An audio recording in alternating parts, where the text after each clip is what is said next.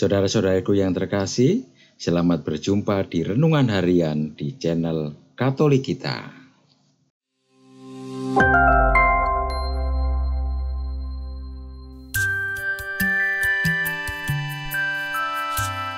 Hari ini, Sabtu, 26 Oktober 2024, Pekan Biasa ke-29. Bacaan pertama.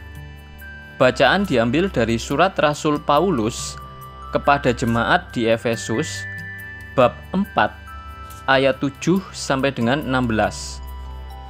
Saudara-saudara, kepada kita masing-masing telah dianugerahkan kasih karunia menurut ukuran pemberian Kristus. Itulah sebabnya kitab suci berkata, tatkala naik ke tempat tinggi, Ia membawa tawanan-tawanan.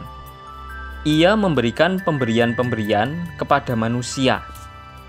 Bukankah Ia telah naik, berarti bahwa Ia juga telah turun ke bagian bumi yang paling bawah? Dia yang telah turun itu, dialah pula yang telah naik jauh lebih tinggi daripada semua langit untuk memenuhi segala sesuatu.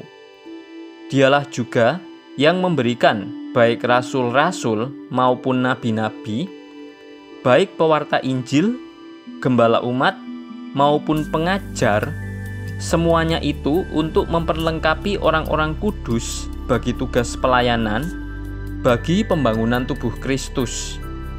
Dengan demikian, akhirnya kita semua akan mencapai kesatuan iman dan pengetahuan yang benar tentang Anak Allah, kedewasaan penuh, dan tingkat pertumbuhan yang sesuai dengan kepenuhan Kristus. Dengan demikian, kita bukan lagi anak-anak kecil yang diombang-ambingkan oleh rupa-rupa angin pengajaran atau oleh permainan palsu dalam kelicikan mereka yang menyesatkan.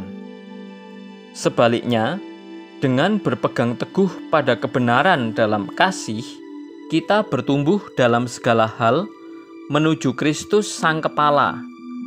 Daripadanya, seluruh tubuh menerima pertumbuhannya guna membangun diri dalam kasih.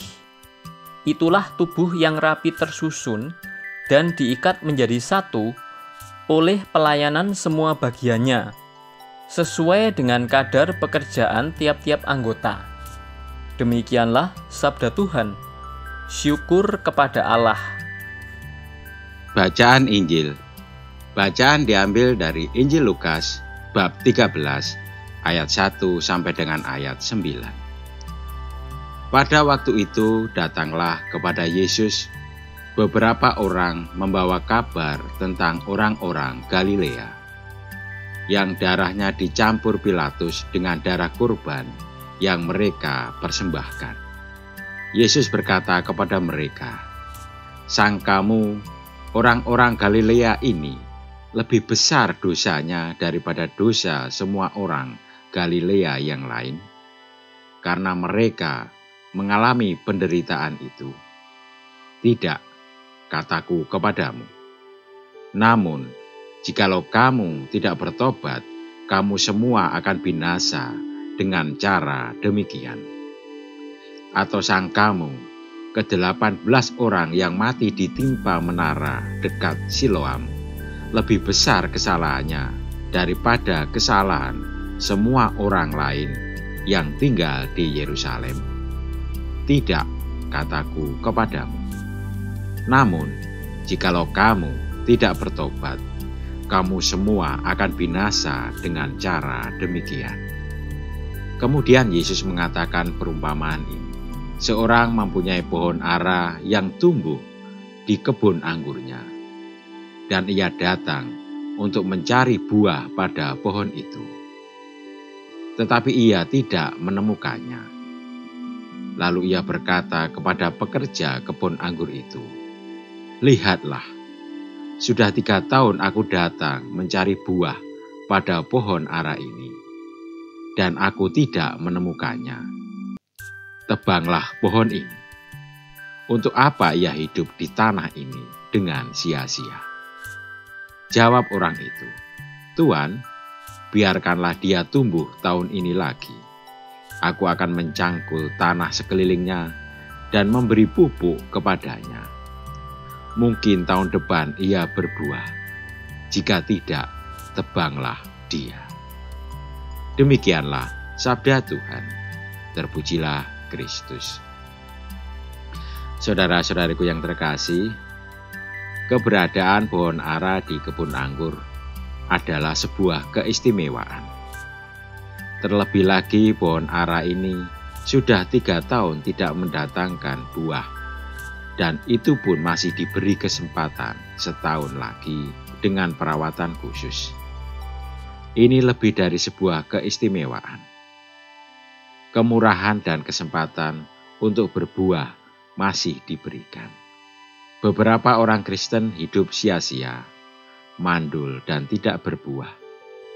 Mungkin bisa dikatakan numpang beriman. Terlebih pelayanan yang Tuhan berikan melalui gereja. Namun banyak yang kita sia-siakan karena alasan kesibukan, kerja, dan aktivitas-aktivitas lainnya.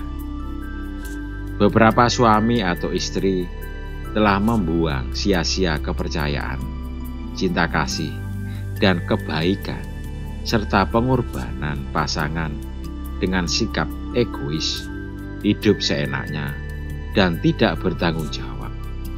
Beberapa anak telah mengabaikan kepercayaan dan pengorbanan orang tua dengan melalaikan tanggung jawab studi, pergaulan yang tidak sehat, dan cara hidup yang menjauh dari orang tua.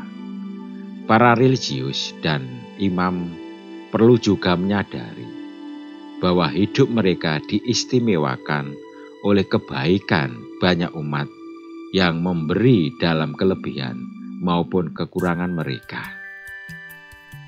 Pemberian diri umat itu patut disyukuri dengan tanggung jawab dan kesungguhan dalam menghayati panggilan hidup dan pelayanannya yang khas.